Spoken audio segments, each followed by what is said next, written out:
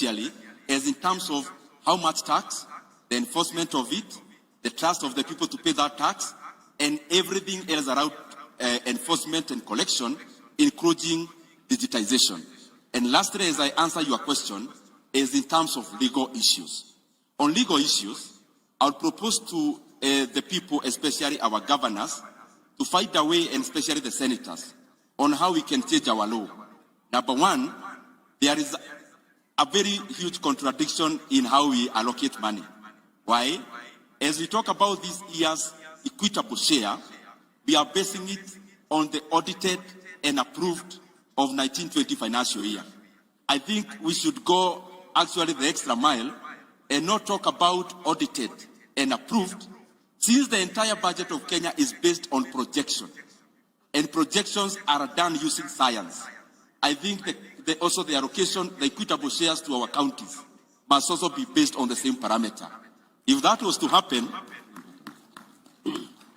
to happen, our counties currently at the same percentage would be receiving close to 500 billion Kenya shillings. At the current scenario, in terms of projection, we are just at 15.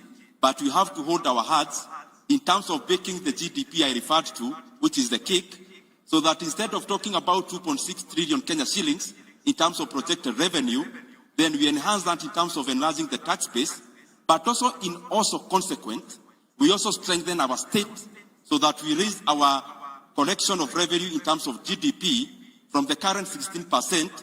If we just do like South Africa, 25%, I'm sure the governors here would be smiling all the way to development. Thank you very much. Thank you very much, Session Chair. I just want to wrap up with an observation. Number one, I agree with our CS National Treasury that the intention of the National Treasury is not to supervise counties. And we want the National Treasury to walk the talk.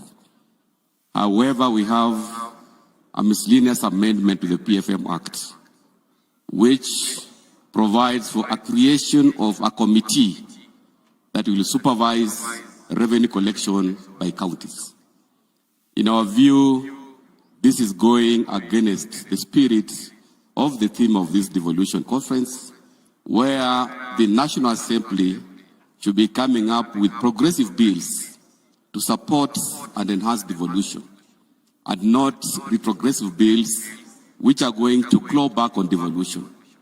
So in our considered opinion as governors, that proposal of amending the PFM Act to create a committee that will be responsible for approving revenue collection by counties is not a very good bill, and we are asking our senators in the House to support us. Thank you.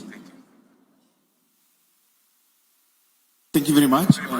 It's been a really great discussion. Appreciating all your excellencies. I can now request you to sit down or back to your seat. And for your audience, thanks for the patience. We've really we've had a good discussion, and we appreciate your time. I believe that on record, a very lady here. Don't show them what they've lost. There's a lady here, so if you've lost something, just look for her. Go and describe what you've lost. If it's locked and it has a passcode, you'll have to open. If you've done a WorldCoin kind of thing and it needs to be opened with your iris, you have to open, and that's how you get it.